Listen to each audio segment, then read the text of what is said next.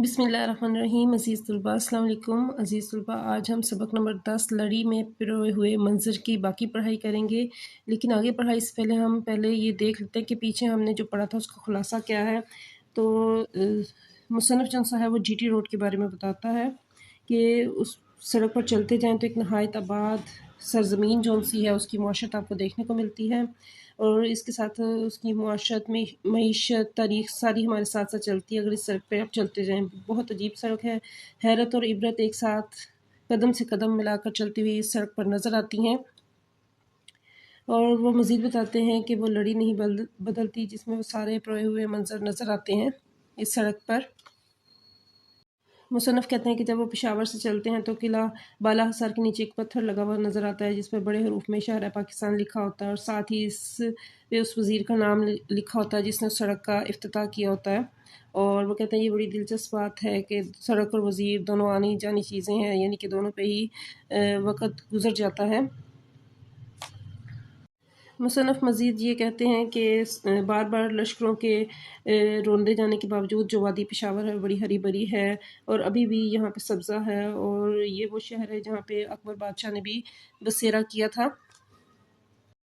मुसन्नफ़ कहते हैं कि दरिया के किनारे जो से हैं वो नौशहरा खुर्द और बाएँ, एक किनारे पर नौशहरा खुर्द और दूसरे किनारे पर नौशहरा कलां, दो गांव आबाद हैं जहाँ एक सराय भी है और किला भी है। यहाँ पे जहांगीर जो था वो ठहरा था, और सराय किला वहाँ किला भी है। हम दरिया के किनारे वो कहते हैं चलते जा रहे हैं और हद निगाह तक मैदान ही मैदान नज़र आते हैं। इन्हीं मैदानों में एक छोटा गांव लाहौर भी आज भी आबाद है, और इसमें संस्कृत जो हिंदी ज़बान का रस्मुल ख़त है उसके बहुत बड़ा कवायद का जो आलम था पानीनी, वो भी यहीं पैदा हुआ था।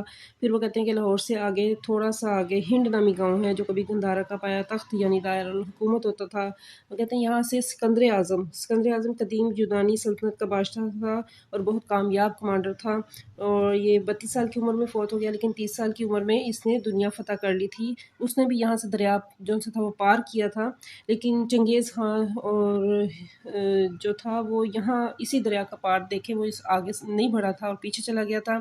अब वो कहते हैं कि ये गांव अब गुमनामी की ज़िंदगी में गुम है और सिंध के किनारे पर वाक़या है ये गांव।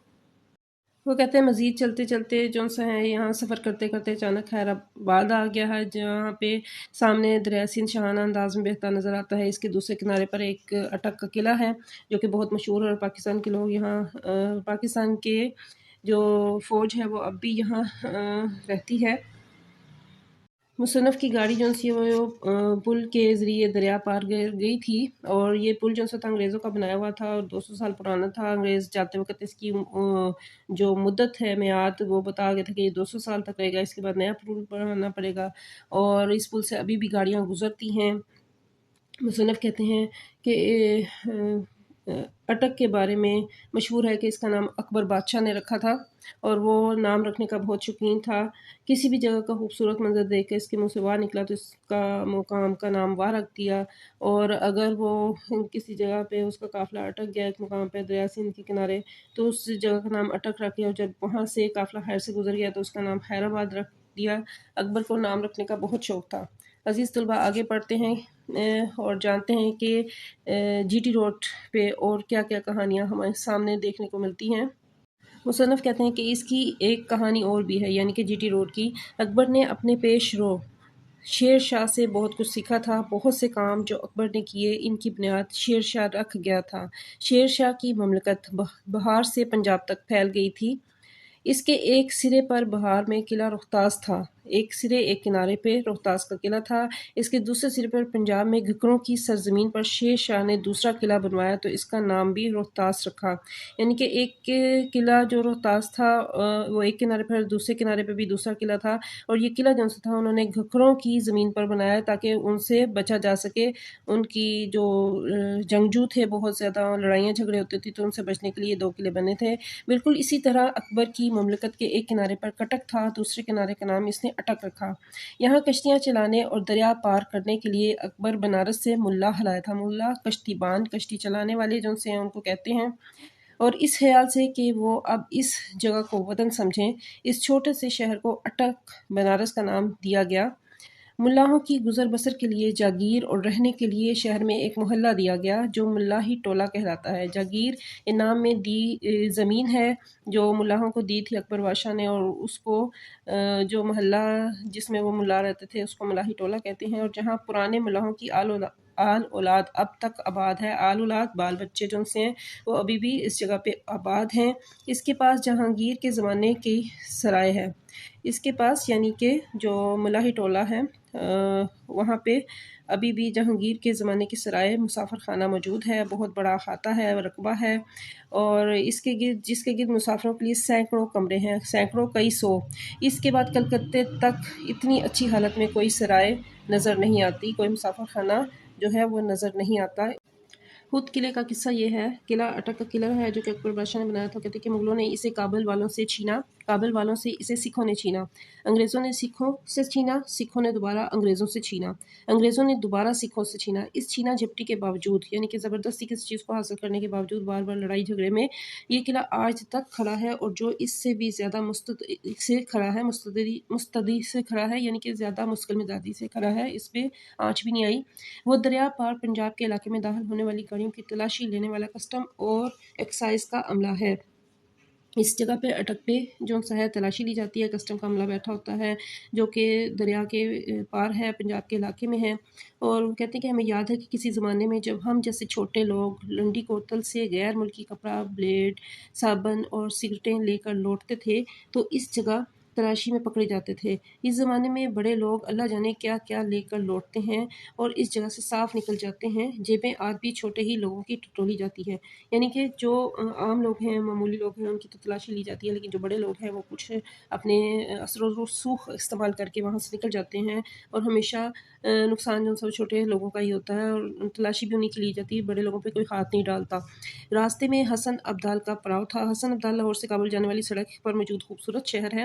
کبھی یہ شہر اتنا دلکش رہا ہوگا کہ مغل مورخ لکھتے ہیں، مغل تاریخ دان جو ہیں وہ لکھتے ہیں کہ لاہور سے کابل جانے والی شاہراہ پر یہ حسین ترین منزل ہے، مگر آج کے حسن ابدال میں جھرنوں کے شور، جھرنے کہتے ہیں آبشار جو بہتا ہوا پانی ہے اس کو، چڑیوں کی چہکار سے زیادہ جو چیز گونجتی ہے وہ سڑک کی دونوں طرف ہوٹلوں کے لاؤڈ سپیکر ہیں جن پر دن رات فلمی گانے بجا کرتے ہیں۔ ہوٹلوں کے مالکوں کا خیال ہے کہ جس کے لاؤڈ سپیکر کی آواز زیادہ اونچی ہوگی اس کے ہاں گاہک بھی زیادہ آئیں گے۔ اس میں شک نہیں کہ حسن ابدال رونق کی اور عبرت کی جگہ ہے، رونق کی کبھی اس پہ بہت زیادہ چہل پہل ہوا کرتی تھی، اور اس پہ بہت سے نصیحت آموز واقعات بھی گزر چکے ہیں۔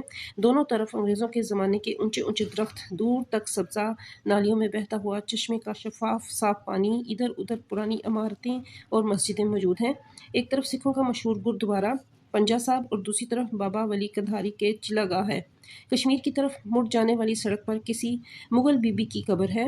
کوئی کہتا ہے کہ اکبر کی بیٹی لالا رخ تھی، وہ یہاں عالم شباب میں مر گئی، جوانی کے عالم میں، بعد میں تامس مور نے اپنی ایک نظم میں اسے زندہ کر دیا۔ تامس مور جو سا ہے وہ ایک انگریز وکیل، سماجی، فلسفی، مصنف اور معروف انسان دوست تھا جو کہ نظمیں بھی لکھتا تھا، شاعر بھی تھا۔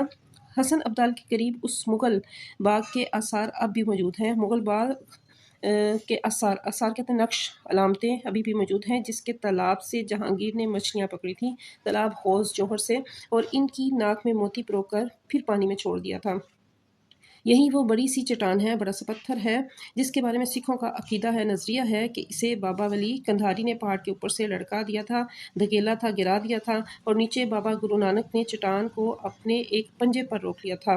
چٹان پر نانک کے پنجے کا نشان بن گیا تھا جو آج تک موجود ہے۔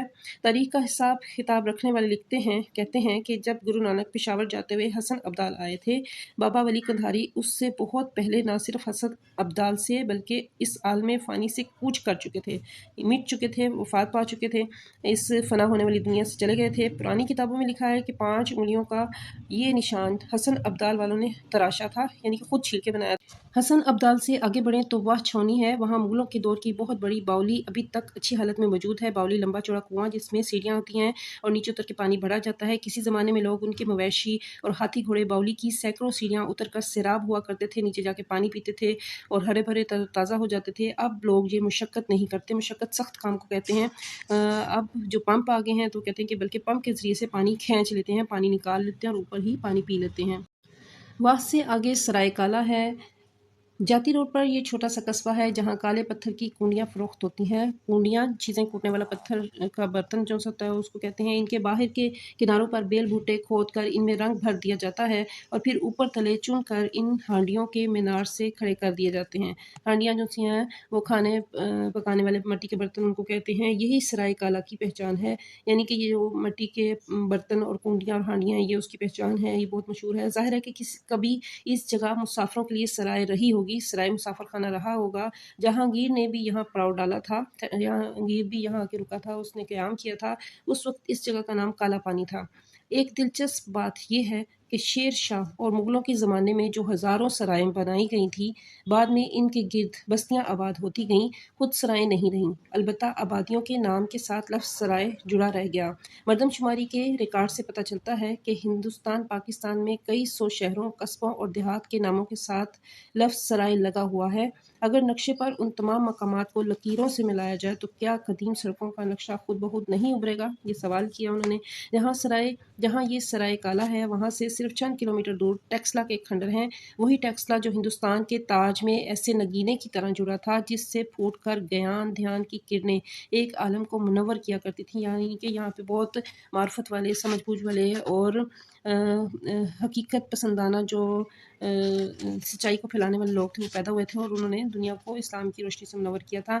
वो शहर अब यहीं आंखें मूंदे सो रहा है। अब यहाँ पे खामोशी है और उसने आंखें बंद कर ली। यहाँ पे अब मज़ीद कोई ऐसा मंजर नज़र नहीं आता। सराय काला से 4 मील आगे मार्गला की पहाड़ी दीवार बन कर खड़ी है। पहाड़ी में एक कटाव है, लेकिन उस दिन मैं सोचने लगा कि इस 25-30 हाथ जोड़े पहाड़ी शगाफ के रास्ते हज़ारों बरसों के दौरान में अनगिनत कबीले, काफ़िले और लाओ लश्कर गुजरे होंगे। इस पहाड़ी पर बहुत से कई सालों के दौरान में बहुत से ऐसे कबीले गुजरे जिनको गिना भी नहीं जा सकता। बहुत से मुसाफिरों के ग्रोह गुजरे होंगे, काफ़िले और बहुत से फ़ौजी लश्करों ने यहाँ पे क़याम भी किया होगा। तो वो कहते हैं कि चीन, अफ़गानिस्तान और वस्ती एशिया, ईरान और एशियाई कुचक से चाहे एक तन्हा मुसाफिर आया हो, चाहे एक लश्कर जरार, एक अकेला मुसाफिर हो या बहुत बड़ा लश्कर हो, वो सब मार्गला के इस कटाव पर चढ़े होंगे। अभी ये सोच रहे हैं मुसन्नफ़, और ऊपर पहुंचकर उन्होंने दूसरी तरफ का नज़ारा किया होगा कि दूसरी तरफ क्या है, तो ताहद निगाह हिंदुस्तान ही हिंदुस्तान दिखाई दिया होगा। मार्गला का ये तारीखी कटाव अभी भी मौजूद है। जिसे देखना हो फ़ौरन जाकर देख लो, क्योंकि पहाड़ी पत्थर काट कर फरोख्त करने वाले व्यापारियों की जदीद मशीनें इस पहाड़ी पर इस तरह टूटी पड़ी हैं जैसे कंद की डली पर भूखी चूंटियाँ। कंद की डली कहते हैं कि को मिठाई या मिस्टी की जो डली होती है जिस पे चूंटियाँ आ जाती हैं, उसको कहते हैं। और कहते हैं कि उस पहाड़ी पर जो मार्गला का यह तारीखी कटाव है, वहाँ पे व्यापारी जो ताजर थे, व्यापार लेन देन करने वाले जो लोग थे, उनकी मशीनें उस पहाड़ी पर टूटी पड़ी हुई हैं बहुत ज़्यादा तादाद में। बाद में जब अंग्रेज़ों ने ग्रैंड ट्रंक रोड की तामीर शुरू की, grand trunk road GT road की तामीर शुरू की, तो अंग्रेज़ों ने इस कटाव से हट कर पहाड़ी में गहरा दर्रा काट दिया। जो घाटी है दो पहाड़ों के दरमियान, उसको काटा। वो कहते हैं कि इससे आना जाना आसान हो गया। अलबत्ता बुलंदी पर इस सड़क के आसार भी अभी मौजूद हैं जो गालिबन अकबर ने बनाई थी ताकि काबुल पर हमले के लिए यहाँ भारी तोपें आसानी से चढ़ाई जा सकें। इस दर्रे के ऊपर पहाड़ी की चोटी पर निकलसन की लाट मीलों दूर से नज़र आती है। निकलसन की लाट एक यादगार है जो कि उस पहाड़ी के ऊपर से नज़र आती है। दोनों वक्त मिल रहे थे। मैं मरी रोड पर कंपनी बाग के सामने की गली में पहुंचा। ये गली मैंने चौथाई सदी पहले भी देखी थी। वही टीन की चादरों का बड़ा सा गेट, वही ईंटों के फर्श वाला दालान यानी बरामदा, और इसके गिर्द मतलब के वही कमरे, मतलब जो दवाखाना था उसके कमरे थे। मगर अब पूरे शहर की तरह ये गली भी बदल गई थी।